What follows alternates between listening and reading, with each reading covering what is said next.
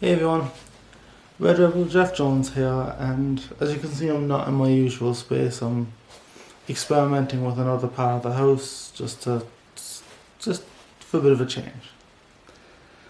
Now in this video I want to talk about kind of a sensitive subject when it comes to kind of politics at the moment, and that is the Hamas attack on Israel.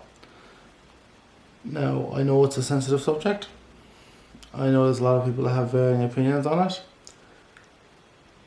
I think it's important to talk about though. And if you have a differing opinion, share them in the comment section down below. Just be respectful. That's all I ask. Now, let's get to the story first. On the 7th of October, the terrorist group Hamas launched quite a large attack on the state of Israel, and particularly it was during a Jewish holiday of rest, and it killed, from what I've read different numbers, around 17,000 people in that weekend alone. Now, let's be more specific on it. According to Hamas, they fired around 5,000 rockets into Israel, hitting towns and cities. Many of them were intercepted by the Iron Dome, but a lot of them actually got through the defence and actually hit the ground and killed many people that way. They carried out mass shootings throughout the country, including a very large one that took place on an outdoor music festival where 270 innocent people, mostly teenagers, were killed. And I'm actually going to say murdered. I think that's a fair description to call it. And this has been pretty much the highest death toll that the Jewish population has suffered since the Holocaust in World War II. So yeah, it's a pretty serious thing. So let's talk for a bit about the different responses from different kind of groups. And so Israel responded to the attacks by Hamas by targeting Hamas in Gaza. They've targeted them with airstrikes. They've hit many of their kind of where they hold down a lot of their headquarters in Gaza. They've cut off the electricity and water supply to the area, which Hamas weren't doing themselves, which should tell you a lot, because Hamas is actually running the Gaza Strip. And Israel is actually preparing for a ground invasion of Gaza. Now, their aim with that ground invasion is to end the threat that Hamas poses to them, once and for all, really. Now, a lot of people are saying that what they're doing is genocide. I don't really think so, because they're targeting the group Hamas. They're not actually targeting Palestinians, unlike what a lot of pro-Palestinian groups would like people to believe. Now, the news media also had very infuriating responses to the attacks, I would describe it. And they responded by downplaying the attacks, mainly. And there are many different ways they did that. One, they refused to call Hamas terrorists, which we know they are. And some of them actually even blamed Israel itself for Hamas slaughtering hundreds of their innocent civilians. Yeah, of course, given the history of the media's response to this conflict, it's a response I wasn't that surprised by. Many the leaders of many different countries and organisations, including the UN, have called for Israel to respond proportionately and to follow international law. I'll get to that. And they've called for a ceasefire between Hamas and Israel. Okay, first off, proportionality. Israel has to respond proportionally.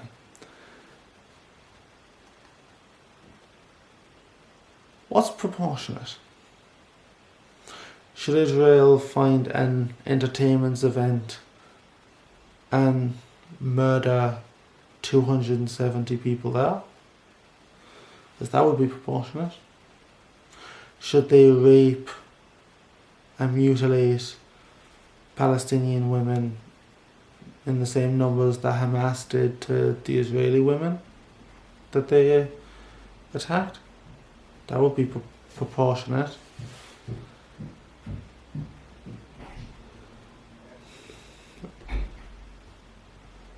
I think proportionality is not a good aim for in this kind of thing, because it just doesn't make sense. And following international law, Hamas, aim at Hamas for once, please, because Hamas don't give a fuck about international law.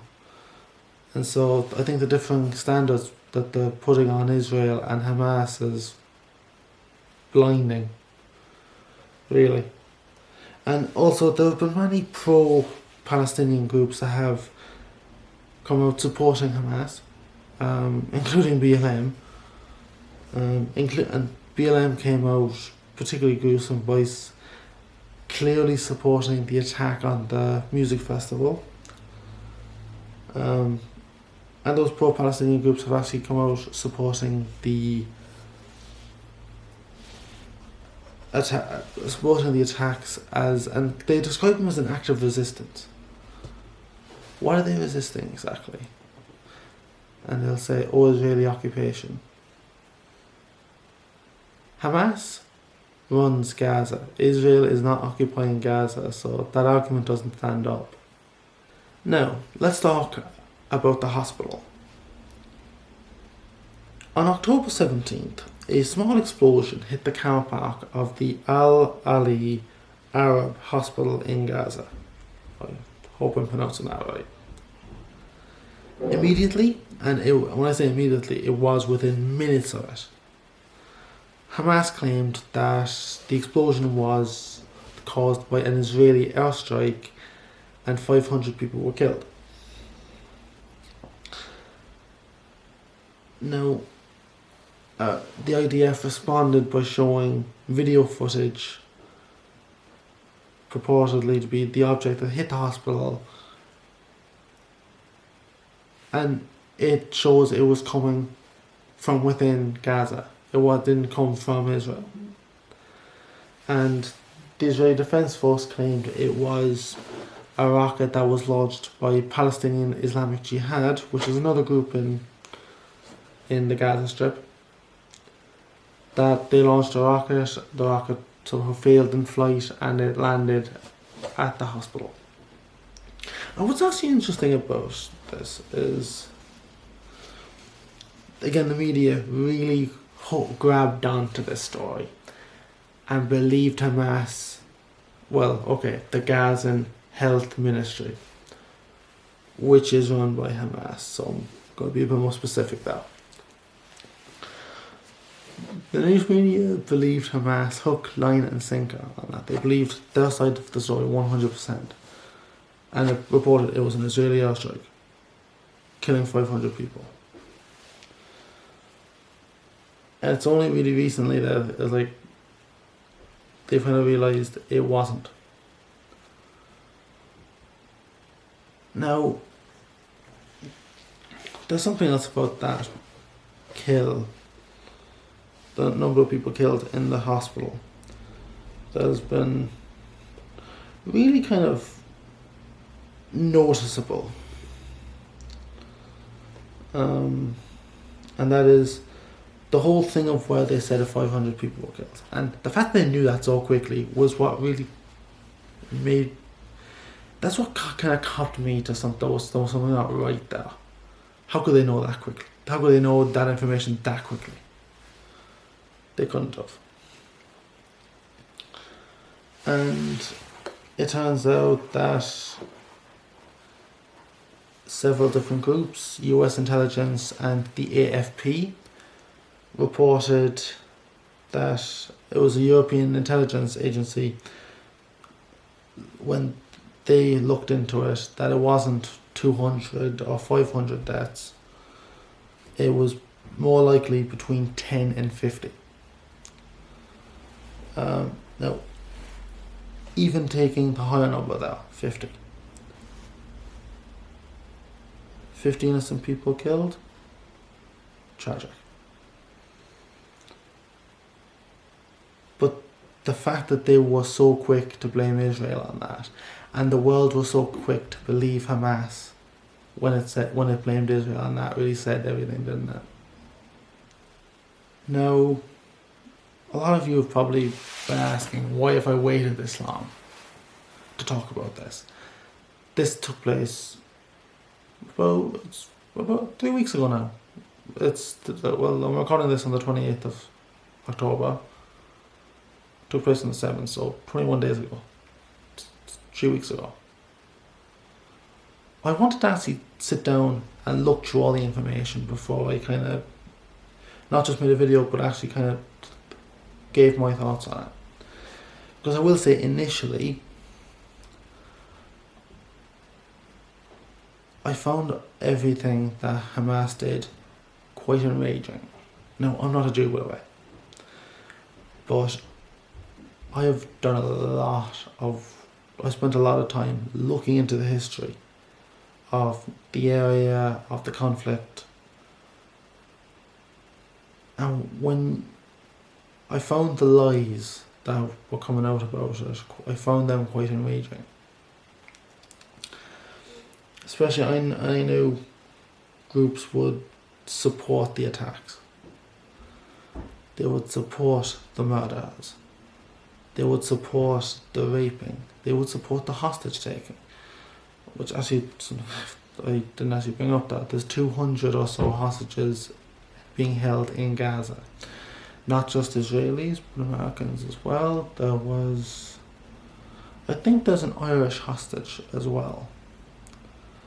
There's hostages from all over the world. So, and I think I think they should be the priority.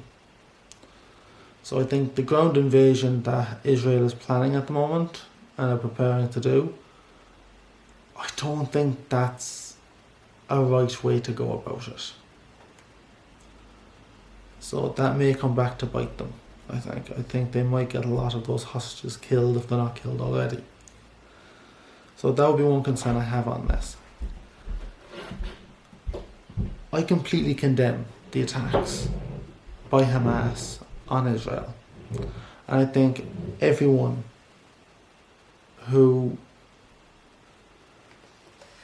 that wants peace in that area should as well. Groups like Hamas, like Fatah, like the Palestine Liberation Organization, like Palestinian Islamic Jihad, like Hezbollah. These groups, their goals are of genocide of the Jews of Israel. That's a fact. It's an uncomfortable fact for a lot of pro-Palestinian groups out there, but it's true. I mean, Hamas's charter states in part, Israel exists and will continue to exist until Islam eradicates it, as it has done to many before. And the motto of Hamas is, we love death as much as the Jews love life. And I've heard that motto being chanted by these pro-Palestinian groups. So that really just tells you that they're not pro-Palestine, they're anti-Jew. So what do you guys think? Share your thoughts with me in the comment section down below. I'd love to hear them. If you like this video, hit that thumbs up button and don't forget to subscribe to keep up with my latest videos. Now I do plan to make more videos on this. It's a huge area, a huge subject. Some videos I'm hoping to do is the history of the area, going back centuries, going back millennia actually now I think about it, because a lot of people don't like talking about this conflict more than 150 years ago. That's a weird restriction to put on it. If you want to really break down the conflict, you have to go further back than that. And I'm also going to make a video on the different opportunities that would have created a Palestinian state. The UN partition plan, for example. All of these opportunities have been rejected by the Palestinians, or the Arabs as they were called at the time, by at some of the times of the opportunities of the deals. I think it's really fascinating, this conflict, and the more I learn about it, the more it's not difficult to explain, really. It's probably one of the hardest conflicts in the world to solve, granted. It's kind of put forward as ridiculously complex. Not really. It's not really that complex of a conflict. Because everything I've seen is that the Israelis and the Jews wanted a state of their own and to live in peace. They also recognise the right for the Palestinians to have their own state and to live in peace. But the issue is, a lot of Palestinians and Arabs don't recognise the Jewish state of Israel's right to exist. And that's where the issue is. One side wants the other side dead. That's the reality of it. It's a sad reality, and if I do want peace for the area, and if a two-state solution can be set up, I hope it does get set up and there is peace between them. However, the mindsets of both sides tells me that the Palestinians will never accept the existence of a Jewish state. So they're more interested in being anti-Jewish than pro-Palestinian state. That really tells you who, I don't want to say the bad guys, but who is really stopping peace in the area.